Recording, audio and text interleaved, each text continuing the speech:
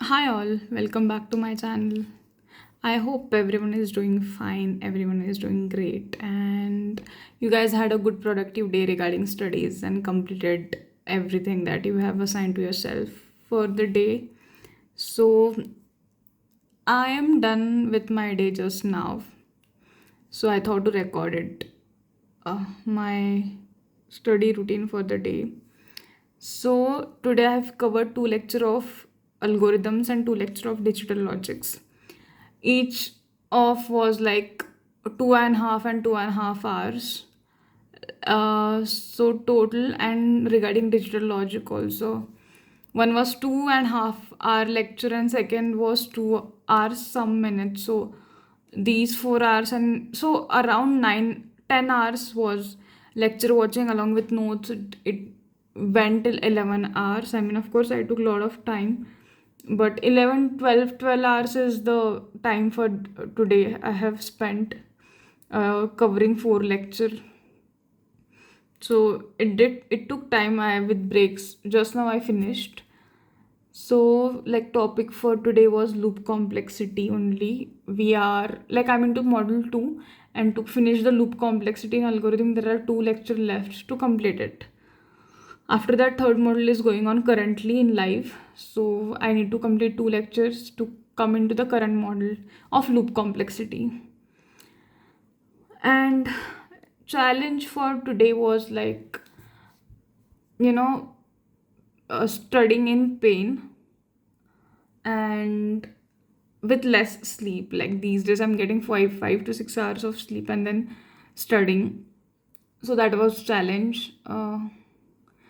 So yeah, I had to stop it right now because it won't go in my mind even if I sit to complete little bit last part also. So I thought I'll stop and I'll just cover it tomorrow morning first thing, whatever is remaining, very little bit of parts. So that's why I stopped it. That was challenge for today. And regarding while understanding the concept, if you see like technical challenge while studying it, nothing as such, because everything is in very detailed explanation for loop complexity in algorithms. So you can see these are my notes I made. So you can see these, like, every step is covered here. So that's why it took time to write it also while watching it. So while like learning the this thing was not that challenge, because everything you have to just play lecture, watch it carefully and write down.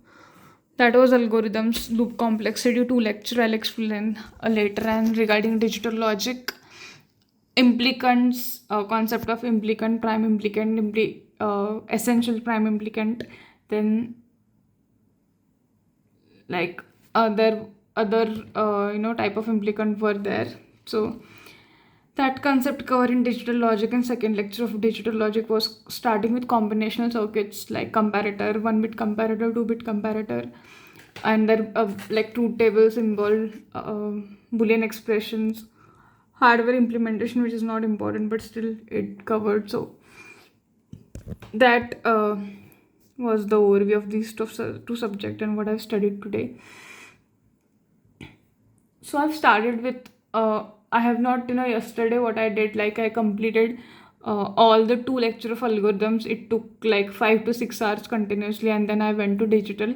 And like a mistake I did yesterday was I was so exhausted by the time I completed algorithm two lectures when I went to digital logic, so that I was not very fresh to learn that subject. So I thought I'll do one lecture of algorithm today, one lecture of digital alternate way. That way it would be like I wouldn't be exhausted with one subject only.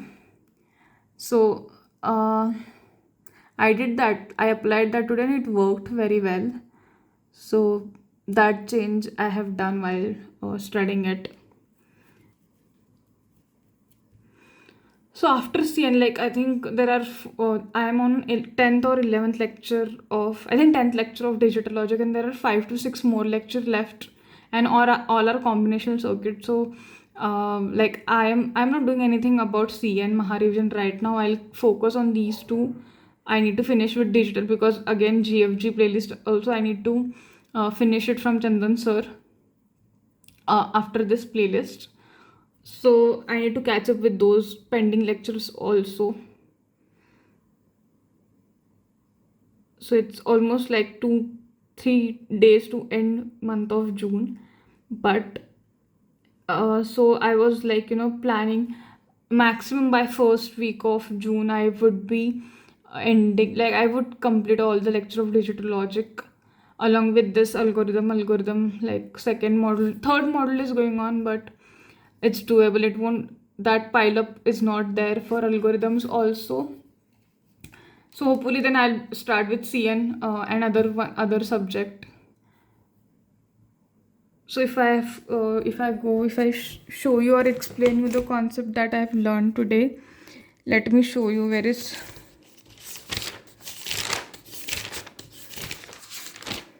There were two parts of finding loop complexity.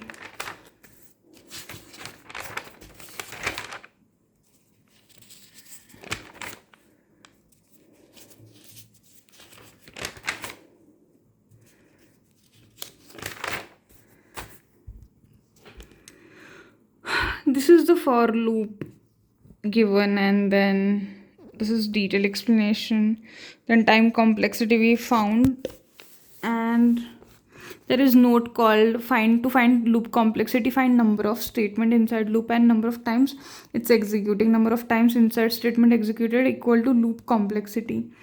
So basically if you want to calculate loop complexity, you need to see these statement inside the loop.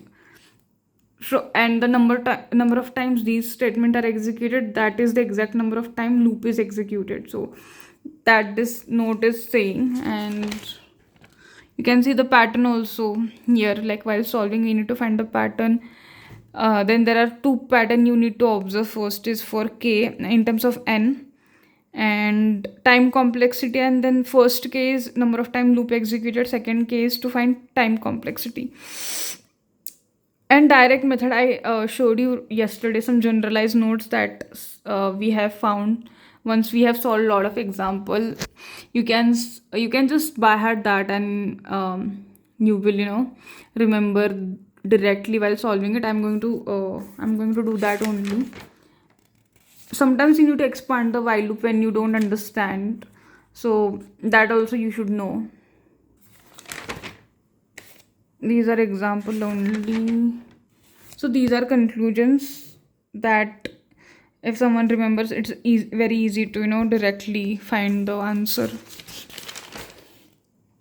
Loop complexity part 2, like this is for nested loops inside loop. You can see here 2 for loop again. Then yeah, this is for nested loops. There are two types of loops, dependent and independent. Dependent is like first was independent, like if you see there are 3 for loop but none of the variable in that for loop is dependent on any other nested loop. So not nested, independent loops. So I, j, k all are like independent variable inside that for loop. They are not dependent on any variable. So that's the independent loop. Here is dependent. It's very obvious the variables would depend on each other, and you have to expand the loop. In independent you would get the direct answers, but here you need to execute each and every loop. Time complexity, you will get like identifying nested dependent or independent by looking inside the code. So I think that was all for today's loop complexity 2 parts that I have learned. Coming back to digital logic, let me see, like it was very nice concept of implicants, finding implicants, prime implicants and essential prime implicants. Then not k-map is done. You can see here implicants are number of mean terms in function.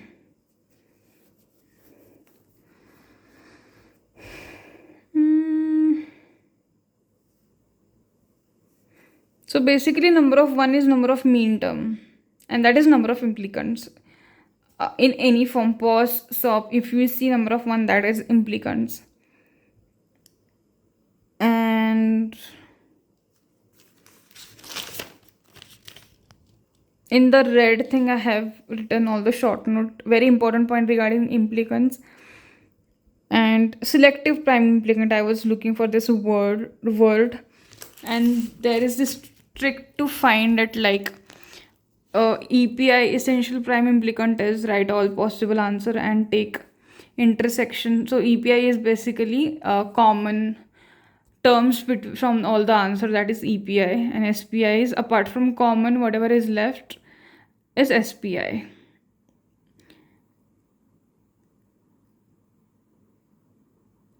And another trick to find EPI is if only pairing happens. One who have only one way to make pair will count in EPI provided that overlapping is happening.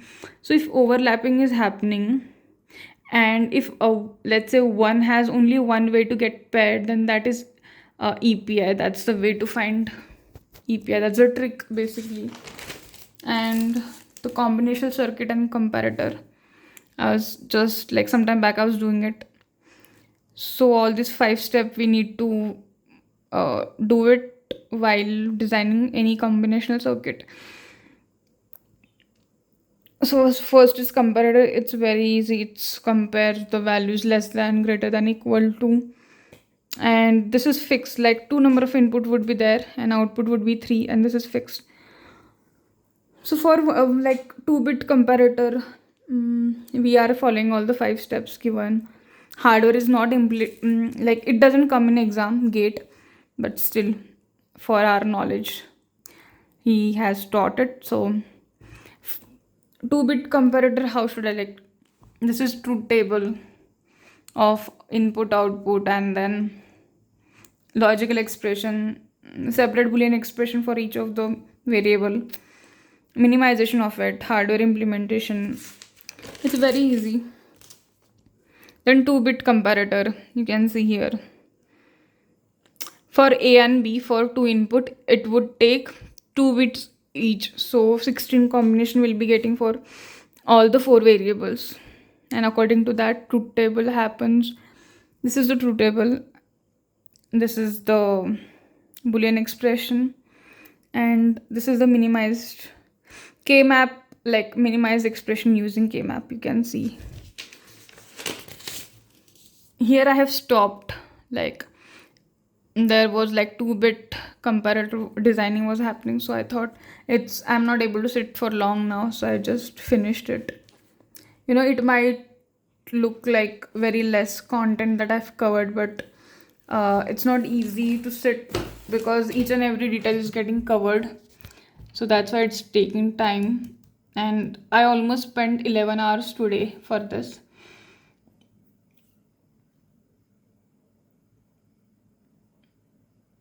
Because digital logics are also like 2.5 hour.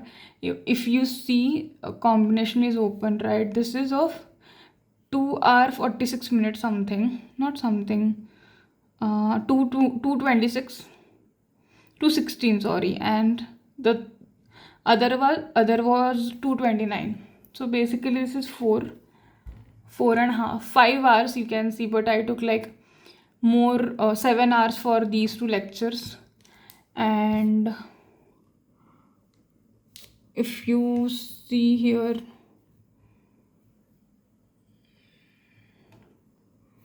model 2 part 26 27, this is 1.5 hours and this is 2 hours, so 3.5 and 2 hour plus, so 7 plus 5, it is up to like 12 hours content with notes.